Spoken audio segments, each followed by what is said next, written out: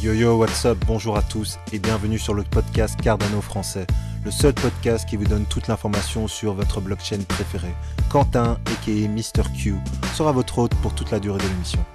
Mais avant de commencer, laissez-moi vous parler de Crypto Suprême, sponsor numéro 1 du podcast Cardano français.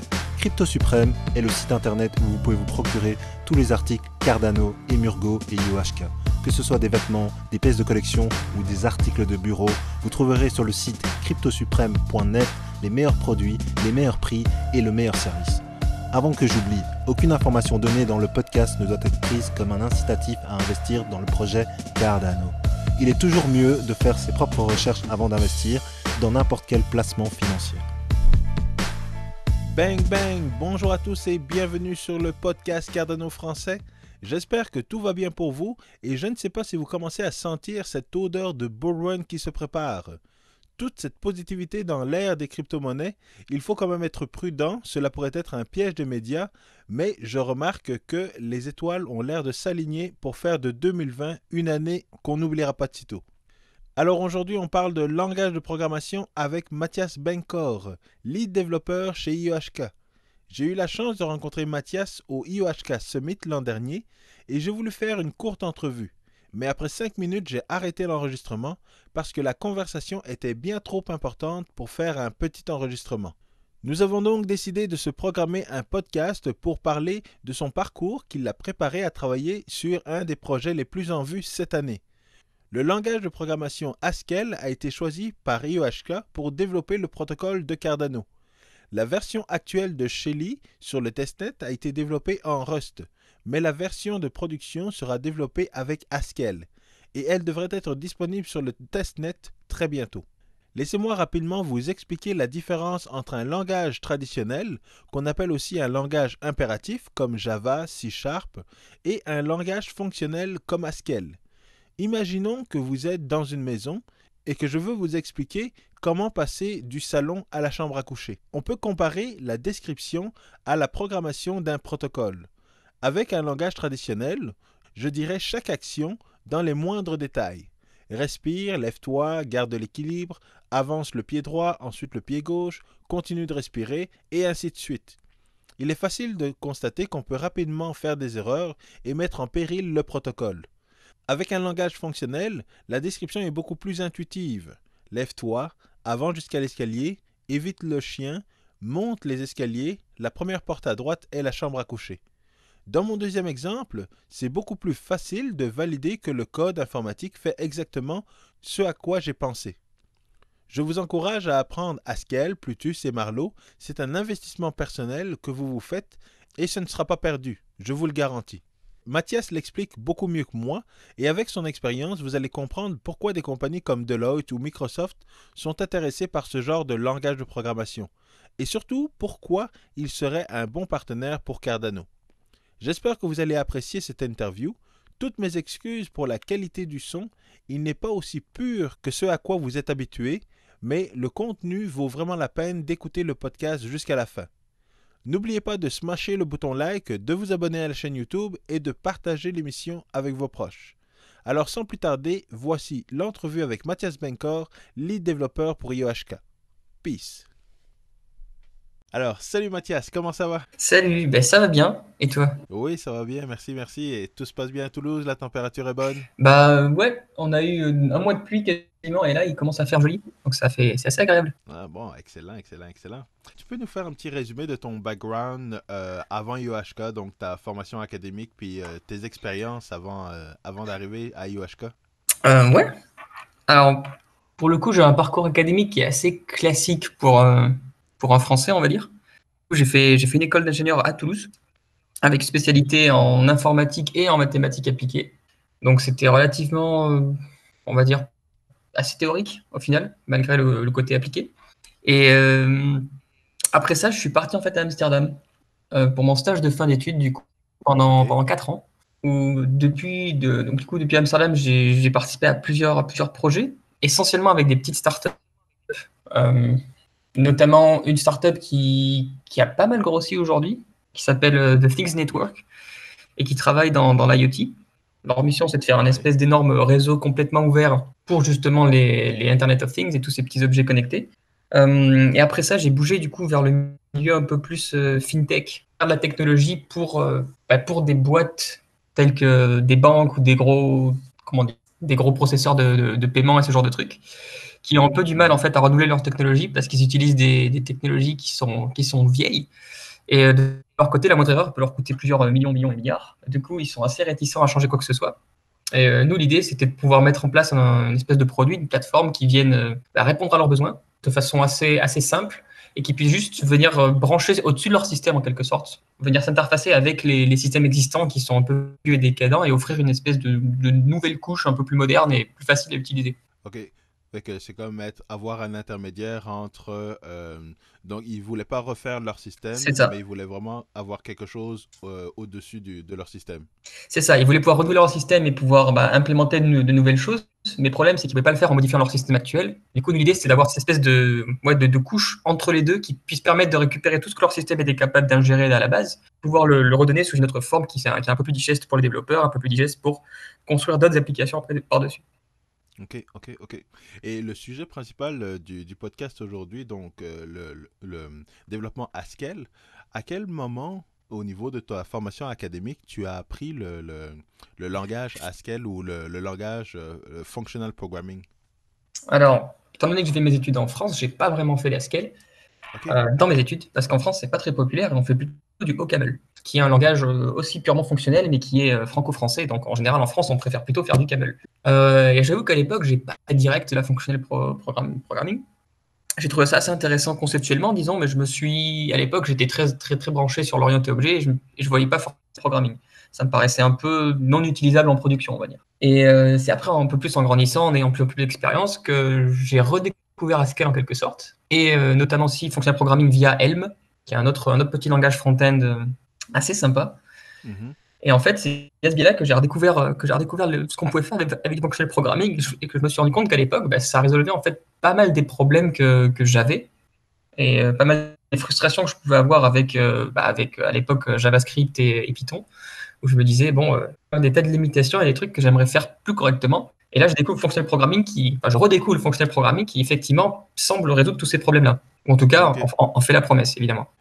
Mais à ce moment-là, parce que j'ai des amis développeurs à qui je parle de Cardano et qui me disent effectivement que ils sont perdus au niveau du langage parce que c'est pas orienté objet. Puis ils me disent que faire un Hello World en Haskell, actuellement, ils sont pas capables parce qu'ils seraient habitués à appeler des classes c'est ça, des classes. Puis qu'apparemment, il n'y en a pas avec les langages fonctionnels.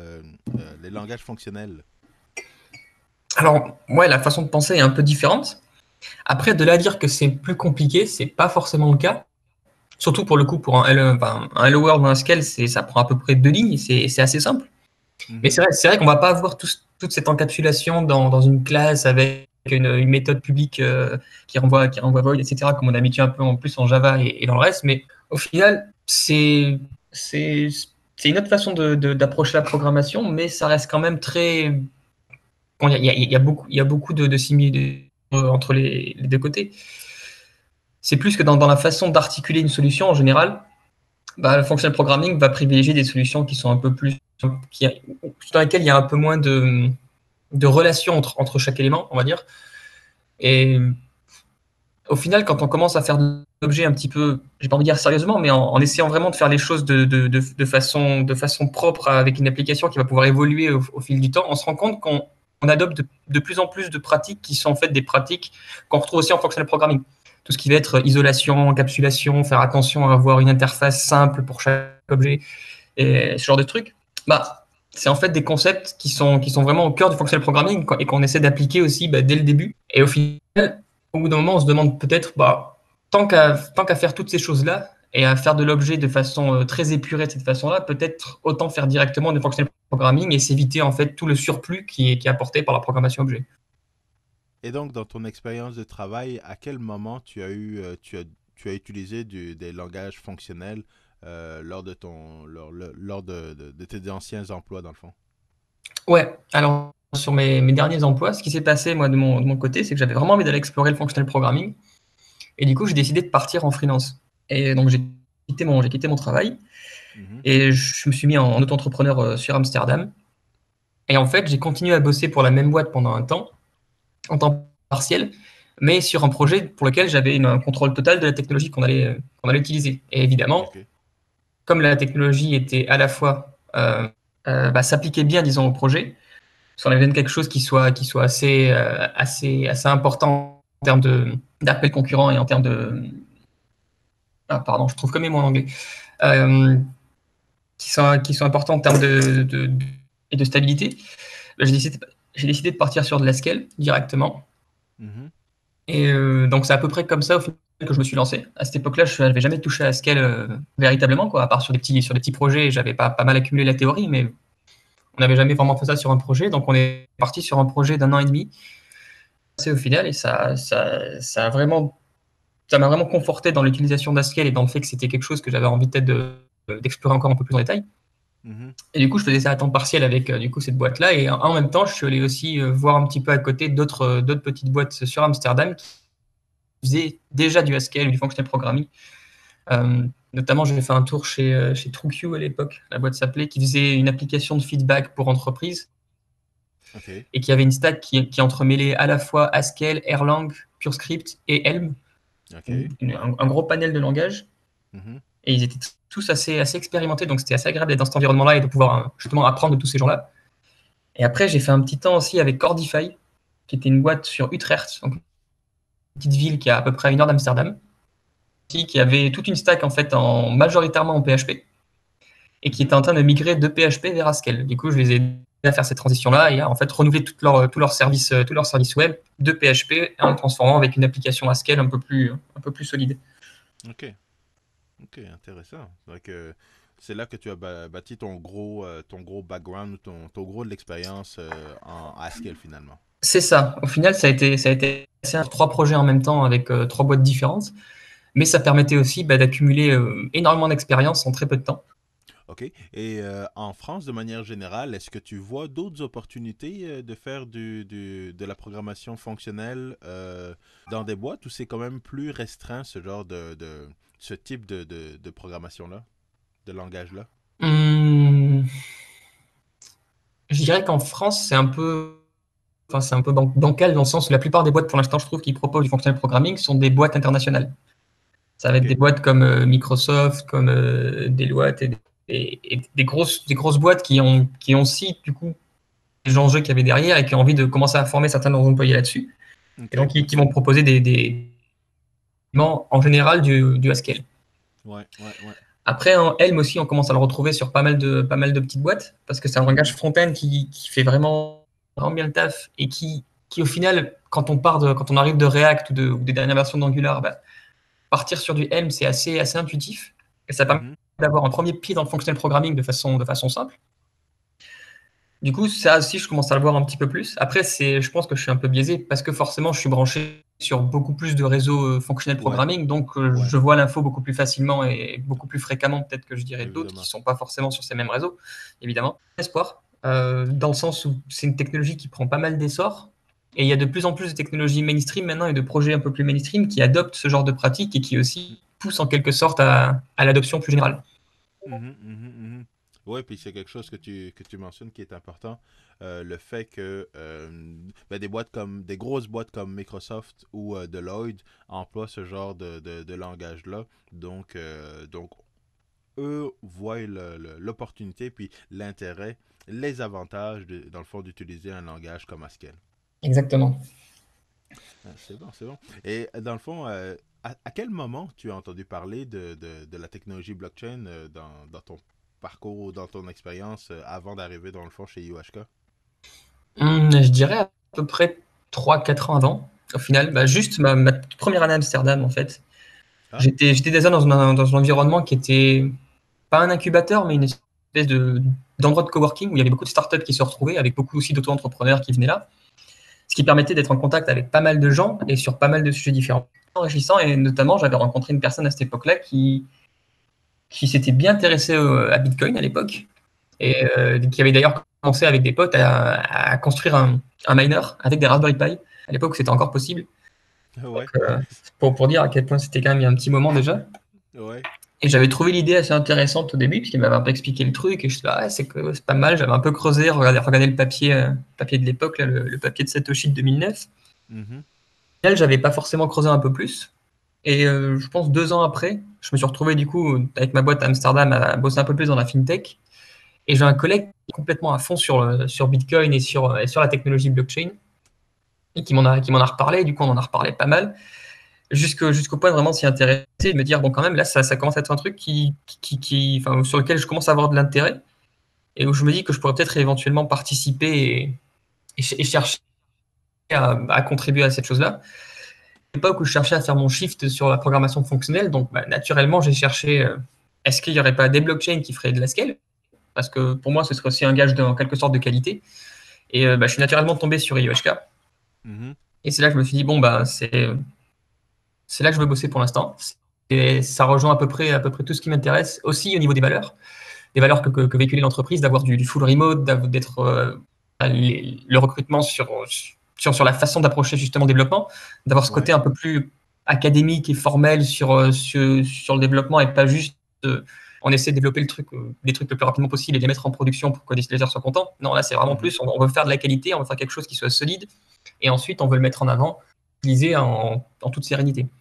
Ok, ok, Donc, ouais, c'était ouais. c'était vraiment un état d'esprit qui me plaisait, et j'ai postulé, et je me suis retrouvé chez IOHK il y a quasiment 15 mois maintenant, du coup. Ouais, oui, oui, c'est ça, c'est ça.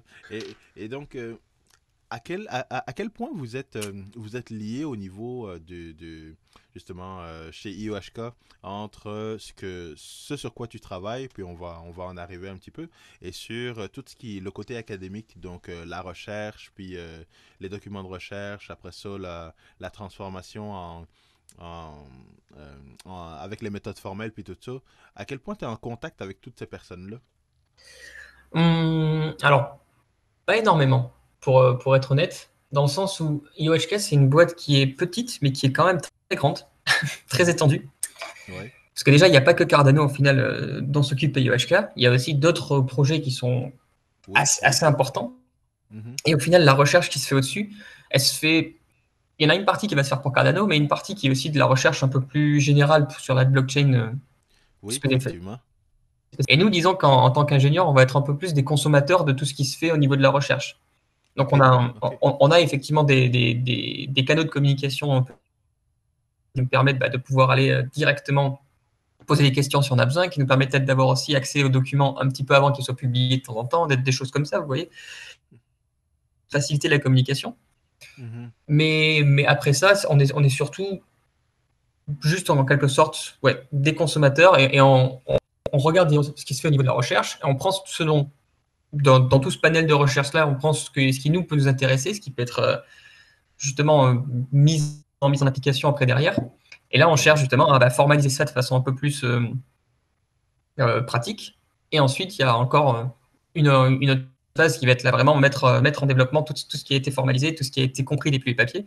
Parce que, évidemment, dans les papiers qu'on retrouve en recherche, en général, il y a beaucoup de choses qui sont un peu éludées, il y a beaucoup d'aspects qui sont juste survolés par les chercheurs, Ouais, c'est parce ça, que parce que effectivement. c'est pas le but de la recherche, et justement, ça va être Ouais. le but derrière nous de l'ingénierie, d'arriver à comprendre chaque petit détail, et comprendre exactement comment est-ce que cette chose-là peut être implémentée, ou pourquoi est-ce que cette chose-là fait sens à ce moment-là. Donc, c'est à nous de répondre un peu à ces questions-là. Quand on a des questions ou des interrogations, on peut toujours après aller demander à la recherche.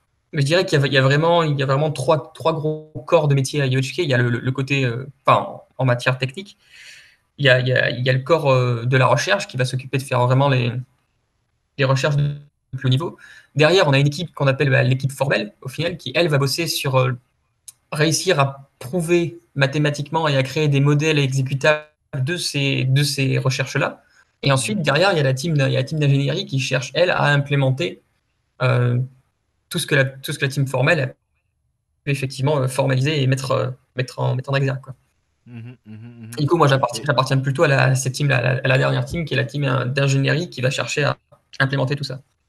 et ça fit exactement avec ma prochaine question qui est comment le langage Haskell arrive à s'intégrer exactement justement dans cette chaîne que tu viens d'expliquer là avec donc la recherche, les méthodes formelles qui sont pour donner pour prouver mathématiquement ce qui a été analysé à plus haut niveau Et après ça, toi, tu fais l'implémentation Haskell de tout ça.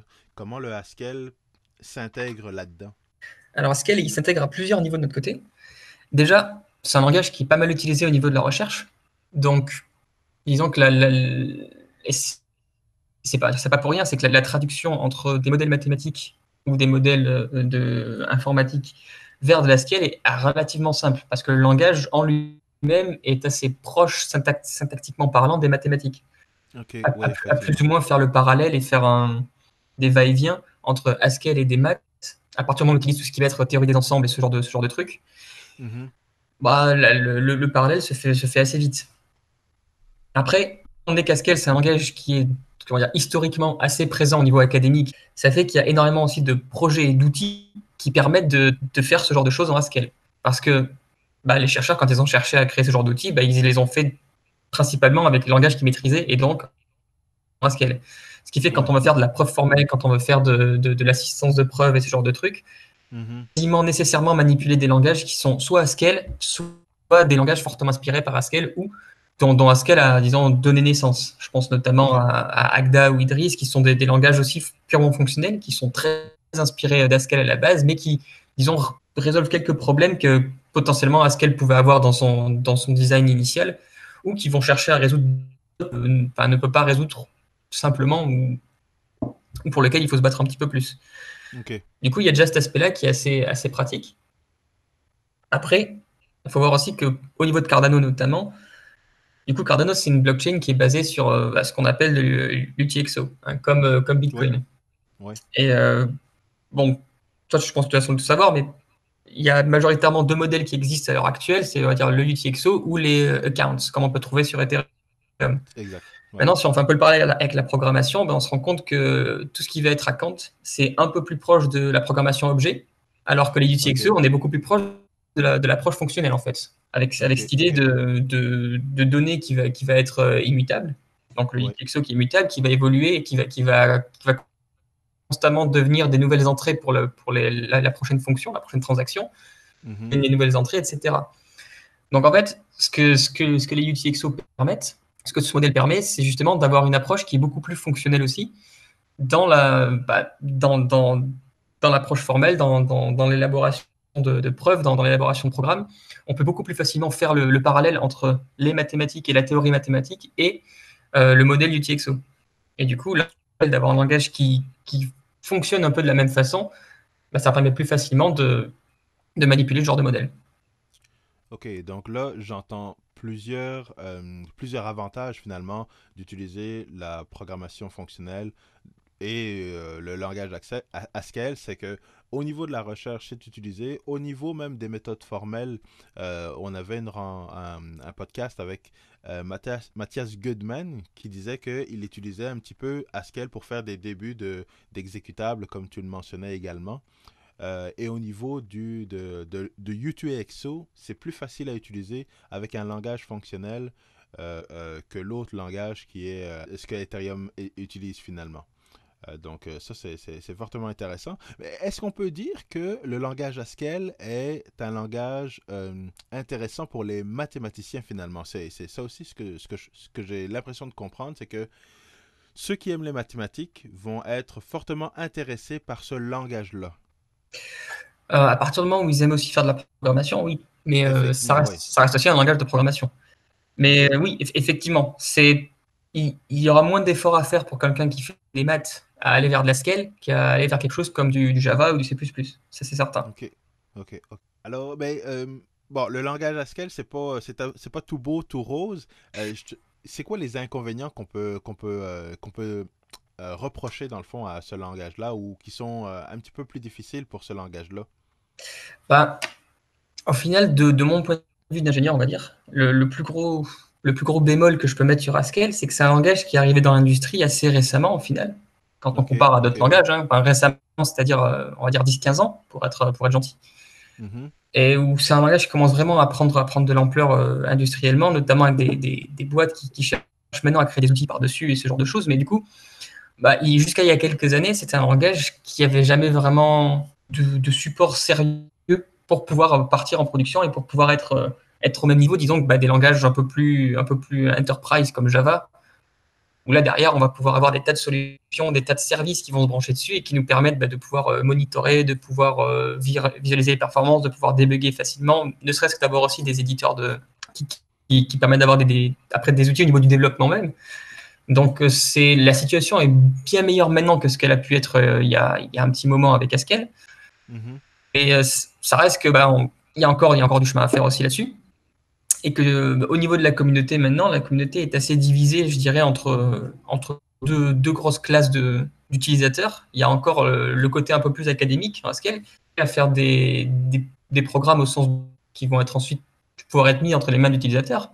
C'est vraiment plus des modèles, une approche plus théorique, on va dire, du langage, qui cherche des gens qui vont chercher des programmes plus élaborés, des programmes qui sont un peu plus intellectuellement et théoriquement plus intéressants peut-être, mais avec disons une application pratique assez maigre pour l'instant.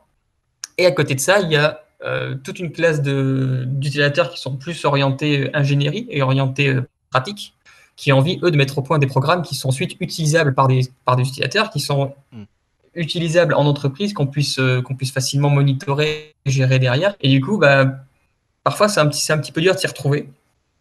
Parce que il faut toujours regarder sur un projet, est-ce que ça va être un projet que je peux effectivement utiliser sur mon application en production, ou est-ce que c'est quelque chose qui est un peu plus encore au stade de recherche expérimentale.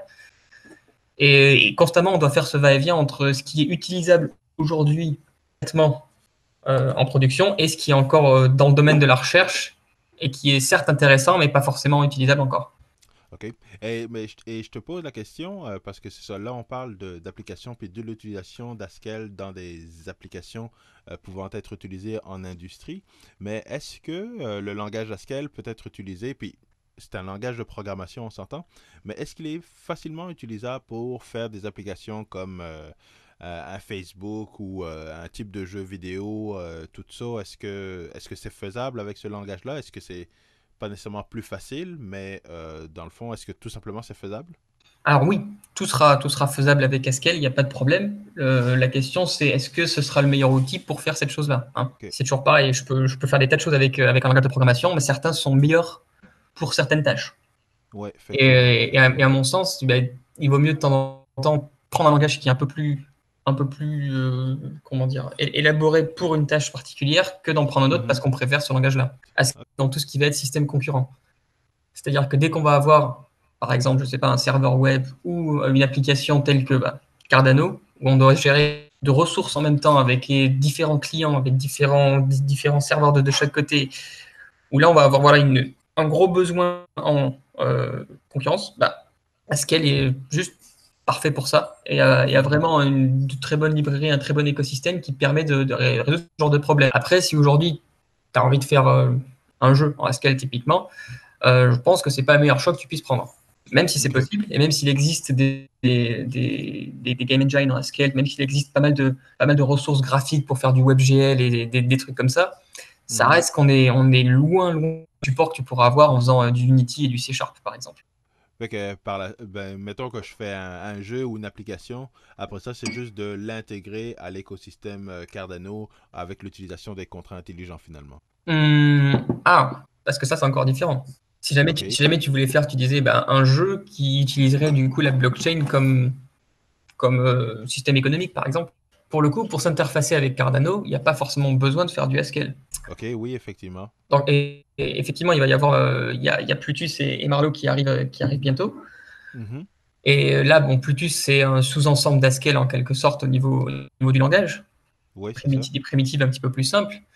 Mais disons qu'une fois que la partie contrat va être écrite, le reste de l'application peut aussi s'écrire différemment. Après, c'est vrai qu'au final, au niveau de Plutus, ce qu'ils ont cherché à faire aussi, c'est de pouvoir avoir et le contrat et le côté applicatif qui puissent s'écrire en une seule et même application pour éviter justement les applications un peu hybrides comme on peut voir avec Solidity et Ethereum où on a d'une partie le contrat en Solidity, de l'autre partie tout le framework JavaScript derrière qui vient appeler le contrat, gérer les WebSockets et gérer tout ce qu'il faut avec ça.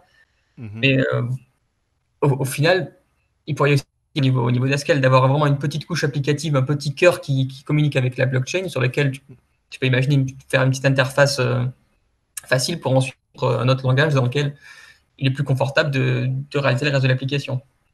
Ok, super, excellent. Alors, je te demandais, actuellement, tu travailles sur quoi? Qu'est-ce que tu fais exactement chez IOHK?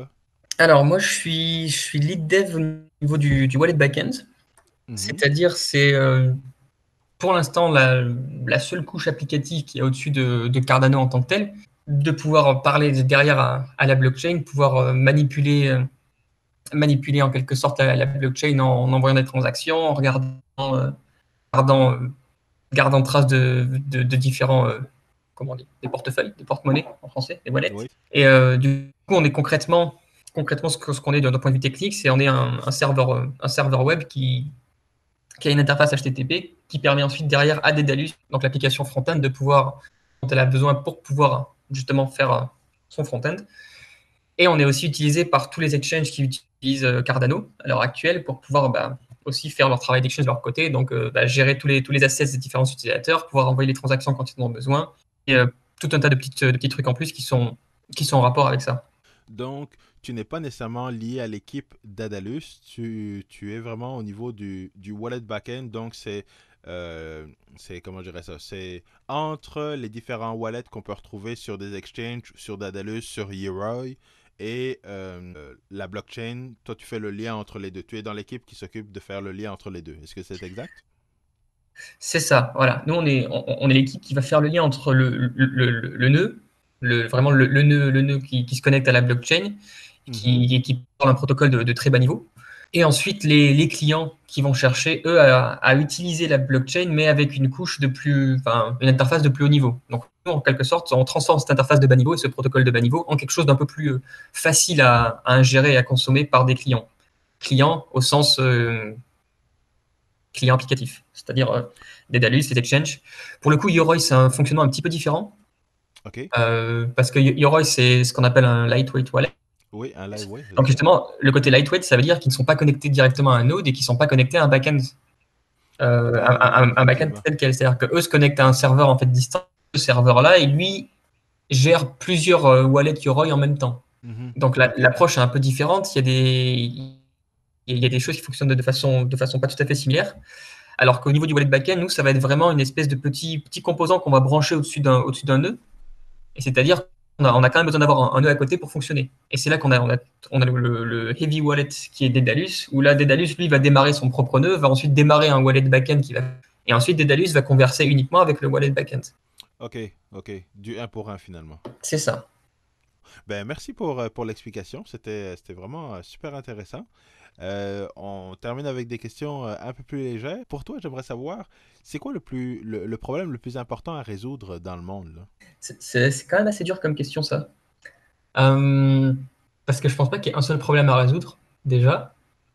Mhm. Mais Celui qui est le plus je important. pense, je reste assez convaincu qu'il y a un énorme problème, on va dire, éducationnel dans le monde.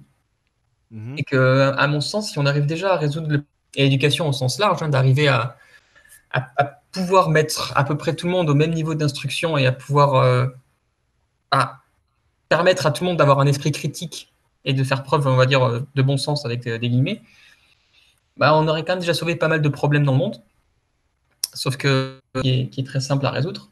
Mais ouais, Ben, je te rejoins là-dessus parce que effectivement, l'aspect éducation est très importante et je dirais pas qu'elle est très négligée, mais qu'elle est très contrôlée, on va dire. oui, Juste avec l'aspect économique ou ce que le Bitcoin a amené comme changement, comme réveil, c'est exactement le fait un petit peu comme dans la matrice, de prendre la pilule rouge ou la pilule bleue. Puis juste à ce niveau-là, tu te rends compte que énormément de personnes euh, financièrement ou économiquement ne sont pas éduquées. Et quand tu essaies de les amener à réfléchir un petit peu plus, à les faire, à pousser leur réflexion, eh bien, tu te rends compte que ben non, ils sont bloqués, ils sont bornés. Le modèle, c'est juste celui qu'ils ont appris, qu'ils utilisent depuis qu'ils sont nés. Fait que je suis d'accord avec toi au niveau de l'éducation. Et là, je parle de l'éducation au niveau du Bitcoin, de la blockchain, etc. Mais plus large, de manière plus large, là, ça s'étend à d'autres sujets également, là. c'est ça. Et ma question suivante, est-ce que tu penses que, peut-être pas la technologie blockchain, mais est-ce que tu penses que le projet Cardano essaie de régler ce problème-là En en partie. termes d'éducation, plus particulièrement sur la blockchain, je dirais, là, ou sur tout ce Alors, qui est en lien avec la blockchain? ouais, je dirais, il y a plusieurs aspects à ça. Il y a ce que permet en quelque sorte la blockchain à l'heure actuelle, pour moi, c'est de pouvoir proposer une solution qui est différente de celle qu'on a toujours connue et qui permet en fait, en quelque sorte, de se poser juste des questions déjà. Donc, aujourd'hui, je suis incapable de dire si la blockchain ce sera effectivement la solution de demain. Et Mhm. pour être tout à fait honnête, j'en suis pas forcément convaincu. Mais je pense que c'est ce qui va permettre peut-être de trouver cette solution-là. C'est ce qui permet Ouais, aujourd'hui ouais. de se poser des questions, c'est ce qui permet en quelque sorte de secouer l'arbre, si tu veux, et de voir ce qui va en tomber. Jusqu'à présent, on n'avait absolument rien qui pouvait s'opposer au système économique actuel et on n'avait absolument pas moyen de se douter que quelque chose d'autre était possible. Mhm, Et maintenant, ce que mhm. la blockchain arrive à faire devant, c'est pouvoir remettre en quelque sorte ces croyances-là en cause et pouvoir dire, regardez, il y a ce truc-là qui est possible. C'est peut-être pas idéal parce que ça a tel et tel problème et que c'est encore facile d'utilisation pour les utilisateurs et que c'est peut-être pas la blockchain dans sa forme actuelle qui prendra l'essor ensuite, mais c'est au moins déjà regarder pour pouvoir se poser après d'autres questions et essayer peut-être de transformer ça. Et il me semble que dans ce cadre-là, Cardano aussi essaye cette exploration encore plus loin et d'aller et justement de pas se contenir aux premières versions de la blockchain qu'on a pu faire et de se dire bon voilà, ça c'est la solution, c'est Bitcoin, c'est le dernier truc qu'on pourra jamais inventer. Non, ce qu'essaie de faire Cardano, c'est vraiment de repousser les limites de chaque côté, de se dire bon, comment est-ce qu'on peut aller explorer encore plus loin dans cette direction, ou alors avec ce problème-là, comment est-ce qu'on peut essayer de le résoudre de façon à pouvoir mettre le pouvoir au sein des utilisateurs, à pouvoir éviter de faire trop de concessions, on va dire, au niveau de la sécurité, au niveau de la vie privée, et d'autres problématiques que Cardano se pose et cherche à explorer en quelque sorte. Oui, je suis 100% d'accord avec toi. Et ce qu'ils font justement avec la publication de tous leurs documents de recherche, c'est une mine d'or pour toutes les personnes qui veulent en savoir plus sur la blockchain, sur ce qui est possible, sur les différents domaines d'expertise de la technologie blockchain, que ce soit technologie ou autres comme l'aspect social, la théorie des jeux et tout ça. Donc, c'est une grosse contribution, en tout cas, de IOHK de ce côté-là. Je pense aussi, ouais. C'est super. En tout cas, c'est vraiment, vraiment intéressant comme discussion. Euh, une autre question que j'ai, c'est est-ce que ta famille comprend ce que tu fais comme travail, dans le fond? Alors, ça dépend. Ça dépend de qui dans ma famille, on va dire. Oui, Euh, plus les parents, puis parents, frères et sœurs. ouais, ouais, ouais. Alors, je dirais que, à part mon père, pas forcément grand monde a vraiment idée de ce qui se passe, de ce que je fais. Déjà, avant, c'était compliqué. Enfin, ne serait-ce que faire de l'informatique, pour quelqu'un qui ne fait pas d'informatique, ça paraît être un monde complètement magique et mystérieux. Alors quand en plus on commence à rentrer dans tout ce qui va être crypto, blockchain et des choses sur lesquelles les font de l'informatique n'ont pas forcément un savoir assez étendu, c'est assez compliqué de pouvoir expliquer tout ça. Après, Mhm. s'intéresse de plus en plus près au Bitcoin assez récemment et m'a demandé de lui expliquer exactement comment est-ce que ça fonctionnait, qu'est-ce que c'était. Et du coup, voilà, en général, j'en viens souvent expliquer le principe de la blockchain de manière générale, mais pas forcément ce que je fais moi exactement. Parce que là, c'est encore un sous-ensemble parmi cet énorme ensemble. Mais déjà expliquer à peu près ce qu'est une blockchain et à peu près la différence entre proof of stake et proof of work, c'est déjà pas mal. Oui, c'est ça. Je me rappelle lorsqu'on a eu le podcast avec Mathias Goodman, lui était vraiment, a fait un doctorat, puis son niveau de recherche dans son doctorat, puis tout ça. Puis je lui posais la même question, est-ce que ta famille comprend ce que tu fais au niveau des méthodes formelles, puis tout ça? Et il me disait non, mais quand on parle de Bitcoin et de crypto-monnaie, là, tout le monde comprend ce que je fais. Après, ouais, on peut toujours, ce qui est fait facile avec Bitcoin d'un certain côté, c'est de pouvoir faire le parallèle entre voilà, ce nouveau modèle-là et notre modèle actuel. Oui, oui. Déjà expliquer quel problème ça vient potentiellement résoudre et comment est-ce que ça vient résoudre ces problèmes-là en faisant pas mal d'analogies, on va dire. Oui, c'est ça, c'est ça. C'est un pas à la fois. C'est ça. Alors, ma dernière question, tu vis en France actuellement, mais tu nous as dit que tu as vécu aux Pays-Bas.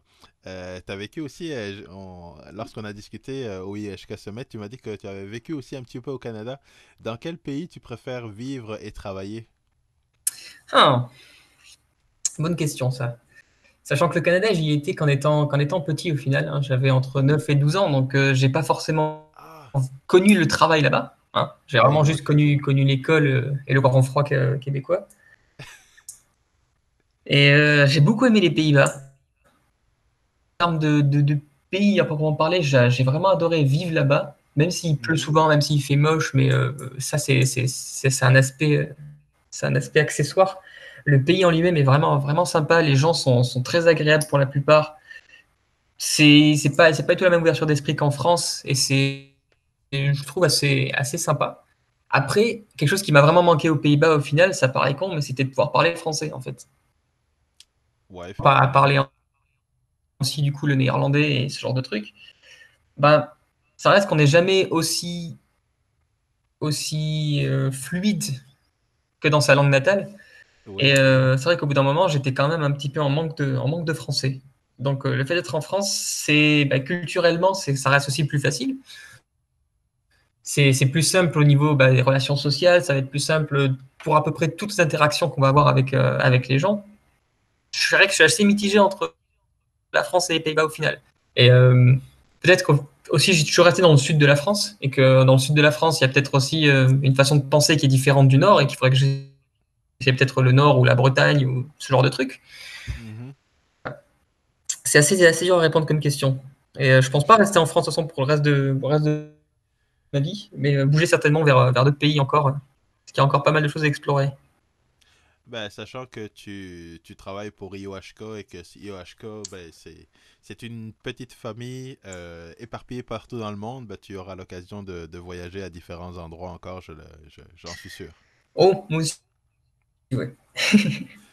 Ben, merci beaucoup pour le temps que tu as passé avec nous, Mathias. C'était vraiment très intéressant d'en apprendre plus sur IOHK, ton travail, le langage de programmation Haskell. Alors, on termine l'émission là-dessus, puis je vous dis à la semaine prochaine. Merci, merci Mathias. Et merci pour l'invitation.